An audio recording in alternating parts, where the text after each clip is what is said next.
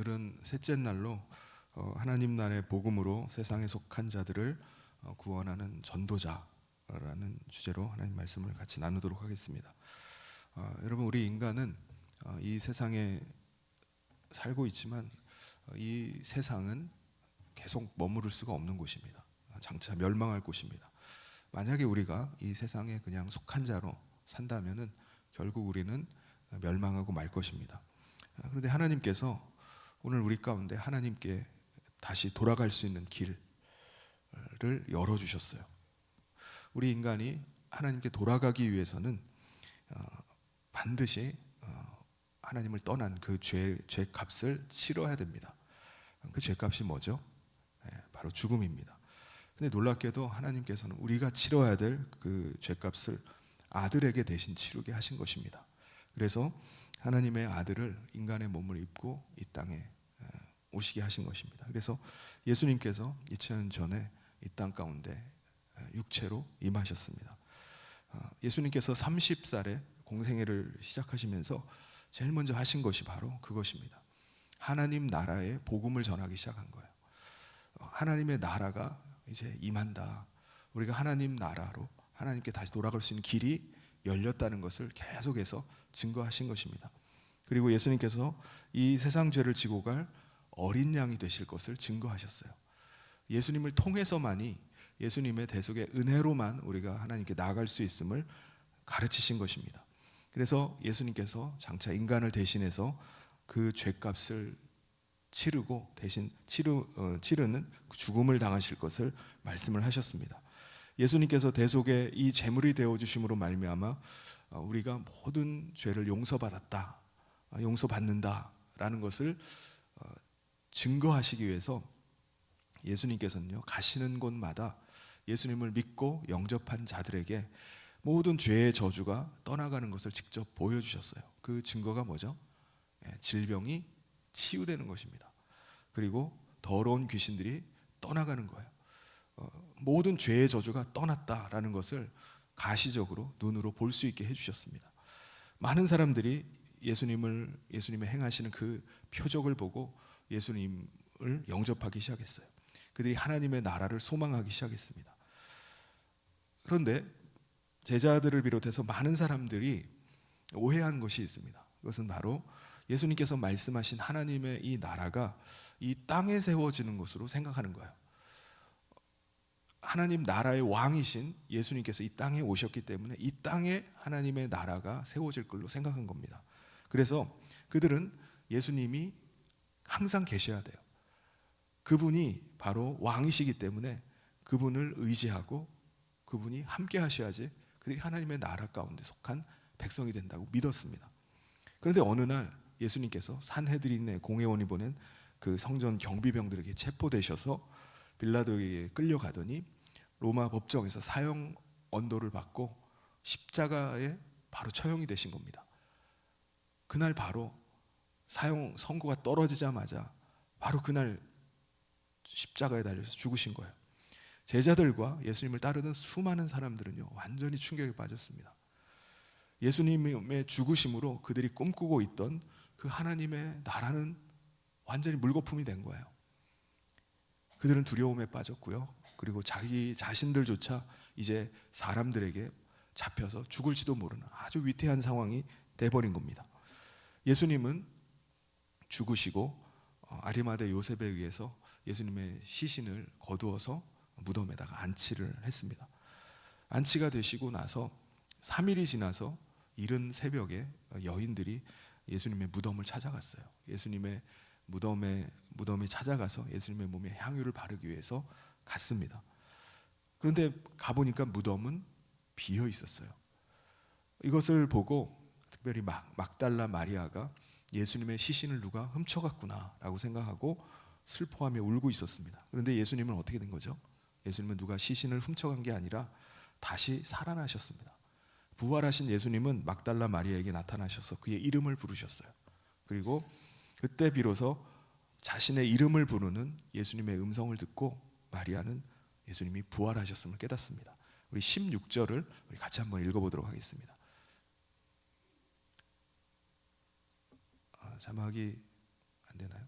같이 한번 읽겠습니다. 시작. 예수께서 마리아야 하시거늘 마리아가 돌이켜 히브리 말로 라보니 하니 이는 선생님이라는 말이라.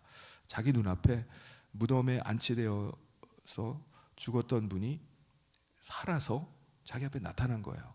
그러니까 이게 얼마나 놀라겠습니까? 이게 사람인가 유령인가?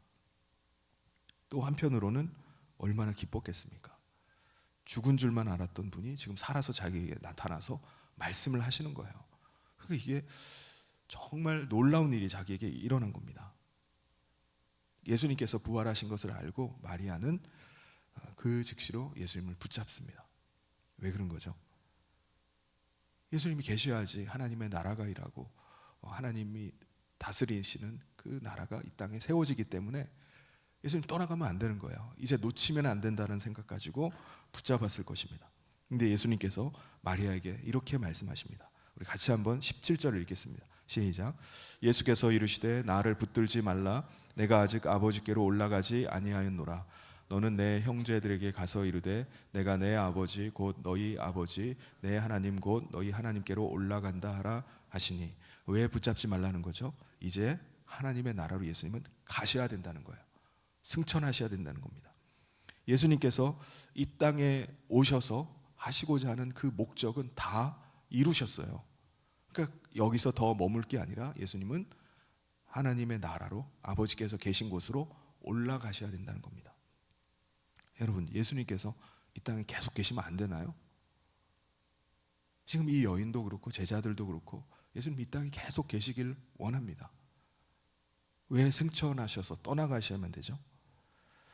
왜냐하면 예수님께서 아버지께로 올라가셔서 또 다른 보혜사 성령님을 보내주셔야 되기 때문입니다. 그래서 예수님께서 말씀하시는 거예요. 너는 나를 붙잡고 있지 말고 형제들에게 가서 나의 부활과 하늘에 오르시는 것을 증거해라 라고 말씀을 하셨습니다. 그 즉시 마리아는요, 예수님을 붙잡고 있지 않고 제자들에게 달려가서 예수님께서 부활하셨음과 예수님의 이제 곧 하늘로 승천하게 될 것이라는 사실을 전했습니다. 당시의 제자들은 예수님께서 잡히시고 나자 두려움에 빠졌어요. 이제 우리는 어떻게 해야 되나? 예수님이 떠나가시면은 우리는 어떻게 해야 되나? 우리도 죽는 거 아닌가? 완전히 두려움에 빠져서 한 집에 들어가서 문을 걸어 잠그고 그 안에 숨어 있었습니다. 19절을 우리 같이 한번 읽겠습니다. 시작. 이날 곧 안식 후 첫날 저녁 때에 제자들이 유대인들을 두려워하여 모인 곳에 문들을 닫았더니 예수께서 오사 가운데 서서 이르시되 너희에게 평강이 있을지어다. 예수님은 닫혀있던 문을 통과하셔서 제자들 가운데 들어오셨습니다. 그리고 제자들 한가운데 서서 그들에게 평강을 누리기를 구하셨어요. 예수님은 유령이 아니십니다. 뼈와 살이 있는 몸으로 부활하셨어요. 신령한 몸으로 다시 사셨습니다. 그래서 예수님께서는 예수님이 부활하신 이 사실을 믿지 못하는 제자들에게 예수님의 몸을 직접 보여주셨습니다. 만져봐라. 나는 뼈와 살이 있는 몸으로 부활했다라는 것을 증거하셨습니다. 우리 20절을 같이 한번 읽겠습니다. 시작. 이 말씀을 하시고 손과 옆구리를 보이시니 제자들이 주를 보고 기뻐하더라. 그리고 예수님께서 제자들에게 아버지께서 나를 이 세상에 보내신 것처럼 이제 너희들을 세상에 보낸다. 세상으로 가라 라고 말씀을 하셨습니다. 우리 그 다음 절 21절을 같이 한번 읽겠습니다. 시작. 예수께서 또 이르시되 너희에게 평강이 있을지어다. 아버지께서 나를 보내신 것 같이 나도 너희를 보내노라. 여러분, 아버지 하나님께서 예수님을 이 땅에 보내신 목적이 뭐라고 그랬죠? 우리 인간을 하나님의 나라로 구원하시는 것입니다. 그 일을 위해서 예수님을 이 땅에 보내셨어요. 그래서 예수님도 공생애를 시작하시면서 이 땅에서 계속해서 외치셨던 것이 하나님의 나라의 복음입니다. 우리가 하나님 나라에 들어갈 길이 열렸다. 우리가 들어가는 길은 바로 나를 영접하는 것이다. 내가 곧 길이고 진리고 생명이다. 계속해서 말씀하셨던 것이 바로 하나님의 나라입니다. 우리가 가야 될 곳, 우리가 건짐받는 곳은 이 땅이 아니라 하나님의 나라다라고 계속해서 하나님 나라 복음을 전하시고 그리고 제자들에게도 그것을 전하라는 겁니다. 우리 누가복음 4장 43절을 같이 한번 읽겠습니다. 시작. 예수께서 이르시되 내가 다른 동네들에서도 하나님 나라 복음을 전하여야 하리니 나는 이 일을 위해 보내심을 받았노라 하시고, 예수님은 이제 제자들에게 말씀하시는 거예요. 내가 하던 일을 너희가 해라. 너희가 가서 하나님 나라의 복음을 전하라는 거예요. 그런데 예수님께서 제자들이 먼저 해야 될 일이 있다라고 말씀을 하십니다. 먼저 해야 될 일, 이게 뭐죠? 보혜사 성령을 받는 것입니다. 왜 보혜사 성령을 먼저 받아야 되죠? 예수님은 하나님의 나라로 떠나가시지만 부활하신 예수님을 만남으로 말미암아 대속의 은혜를 깨달은 제자들에게 예수님께서 보혜사 성령을 보내주실 것을 약속하셨습니다. 이 보혜사 성령이 어떤 분이죠? 보혜사 성령님은요, 하늘에서 이 땅 가운데 임하신 분이세요.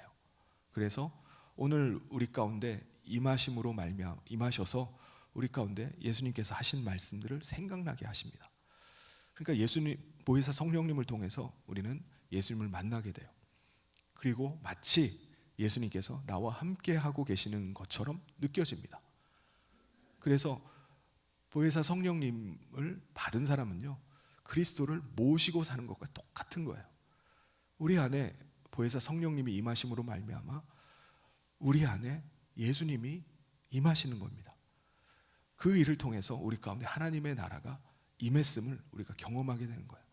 우리가 주님을 하나님 나라에서 장차 들어가서 만나는 것이 아니라 이 땅에 성령님을 통해서 예수님을 만나고 예수님을 모시고 예수님과 함께 하나님 나라의 삶을 살아가는 거예요. 그래서 오늘 우리는 장차 하나님 나라에 들어가서 하나님 나라 백성의 삶을 사는 게 아니라 이 땅에서 예수 그리스도를 모시고 이 땅에서 하나님 나라의 삶을 살아가는 것입니다. 저와 여러분은 이 땅에 속한 자가 아니라 하나님 나라에 속한 자예요. 그래서 주님과 함께 이 땅에서 사는 하나님 백성의 삶을 사는 것입니다. 그 일을 위해서 예수님이 성령을 받으라는 거예요. 성령을 받아야지 하나님의 나라가 우리 가운데 임하는 것입니다. 그래서 2장 22절에 이렇게 말씀합니다. 우리 같이 한번 읽겠습니다. 시작. 이 말씀을 하시고 그들을 향하사 숨을 내쉬며 이르시되 성령을 받으라. 예수님께서는 이제 승천하셔서 하늘 보좌에 오르시지만은 예수님께서 보내실 그 성령님은 제자들과 이제 함께 하게 됩니다. 제자들 가운데 성령님이 임하심으로 말미암아 제자들은 하나님의 나라를 경험하게 되는 거예요. 주님을 모시고 살아가는 것입니다. 그런 사람들에게 예수님께서 말씀을 하시는 거예요. 이제 성령을 받고 하나님의 나라 백성이 된 다음에 너희가 해야 될 일은 가서 하나님 나라 복음을 전하는 것이라는 겁니다. 여러분, 하나님의 나라를 경험하지도 않고 주님을 모시지도 않았는데 어떻게 증거를 합니까? 예수님께서는 너희가 먼저 하나님 나라 속한 백성이 되고 너희가 백성이 되었다면은 그 하나님 나라를 증거하라는 거예요. 전하라는 것입니다. 왜 이게 중요하죠? 우리 20장 23절을 같이 한번 읽어보도록 하겠습니다. 시작. 너희가 누구의 죄든지 사하면 사하여질 것이요 누구의 죄든지 그대로 두면 그대로 있으리라 하시니라. 여러분, 우리는 성령님을 모심으로 말미암아 영생하는 생명, 하늘의 생명, 부활의 생명을 갖게 됐어요. 우리는 우리 옛사람은 그리스도와 함께 십자가에서 죽고 이제 그리스도께서 우리 가운데 임하심으로 우리는 새 생명 가운데 사는 사람입니다. 그의 생명으로 사는 거예요. 이 세상에 속해서 살지만은 이 세상에 속한 자가 아니라 우리는 하나님께 속한 자이고 하나님 나라에 이미 속해 있는 자입니다. 그래서 예수님께서 말씀하신 것은 하나님 나라에 들어가는 것이 언제 결정되는 거라고 말씀하시죠? 죽어봐야 합니까? 죽어봐야 알지. 지금 여기서 어떻게 알아? 아닙니다, 여러분. 죽어서 아는 게 아니에요. 이 땅에서 결정되는 것입니다. 누구의 죄든지 사하면 사해질 것이고 누구의 죄든지 그대로 두면 그대로 있는 겁니다. 이 땅에서 풀면 풀리는 것이고 이 땅에서 묶어두면 묶여 있는 거예요. 우리가 육체 가운데 있을 때 이것이 결정되는 겁니다. 죽은 다음에는 끝이에요. 아무 소용이 없습니다. 그러므로 살아있을 때 성령님이 임하셔서 하나님 나라의 백성이 돼야 되는 거예요. 하나님 나라에 속해야 되는 겁니다. 하나님 백성으로 살아야 되는 거예요. 그리고 장차 이 말 하나님의 예수 그리스도께서 강림하실 때 우리가 그 나라에 완전한 그 나라 가운데 들어가는 겁니다. 우리는 그 날을 소망하고 주님의 강림을 기다리면서 이 땅에서 하나님 백성의 삶을 사는 것입니다. 그러므로 천국에 들어가는 문의 열쇠는 누가 갖고 있는 거죠? 하나님 나라의 복음을 가진 사람이 쥐고 있는 겁니다. 그 키를 가지고 하나님 나라에 들어가느냐 마느냐, 그 키로 문을 열어주느냐 마느냐는 저와 여러분의 손에 쥐어 있는 거예요. 그럼 사랑하는 성도 여러분, 오늘 하나님의 나라의 복음을 가진 자는요, 사람을 살릴 수도 있고 죽일 수도 있습니다. 하나님 나라에 들어가게 할 수도 있고 들어가지 못하게 할 수도 있어요. 그것은 바로 우리가 하나님 나라의 복음을 전하느냐 전하지 않느냐, 거기에 달려 있습니다. 근데 예수님께서는 마리아에게 말씀하셨듯이 나를 붙잡지 말고 형제들에게 가서 전하라는 거예요. 오늘 우리 가운데도 말씀하십니다. 너희가 예수님 안에 거하고 예수님 안에서 깊은 사랑을 누리면서 우리가 하나님 백성으로 이 땅에 사는 것도 귀한 일입니다. 그런데 우리가 해야 될 일은 뭐죠? 우리에게 임한 하나님 나라의 복음을 전하는 거예요. 복음을 전할 때만이 살아나는 겁니다. 천국에 들어가는 거예요. 오늘도 우리가 그 은혜의 아래 하나님 나라 백성이 되었다면 오늘 우리 가운데 예수님께서 말씀하시는 대로 전도자로 살아야 되는 줄 믿습니다. 이게 우리 가운데 주어진 사명이에요. 내게 정말 하나님 나라가 임했고 내가 하나님 나라 백성이 되었다면 내게 주어진 이 사명, 내가 전도자구나, 내가 하나님 나라의 천국의 키를 쥐고 있구나 라는 사실을 우리가 기억하고 이 구원의 은혜, 하나님 나라의 복음을 주님 오시는 그날까지 증거하는 저와 모든 성도님 되시기를 주님의 이름으로 축원합니다.